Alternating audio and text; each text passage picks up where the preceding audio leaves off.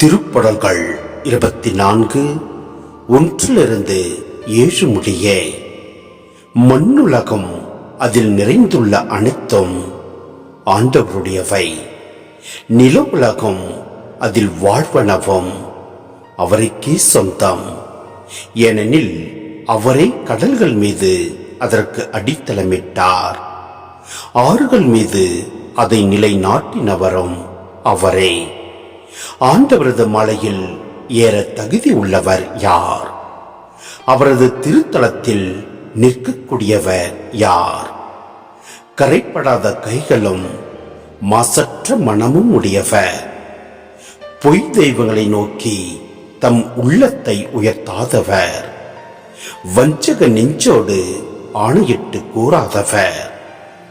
இவரே ஆண்டவரிடம் ஆசி பெறுவார். தம் மீட்பராம் கடவுளிடமிருந்து நேர்மையாளர் என தீர்ப்பு பெறுவார்.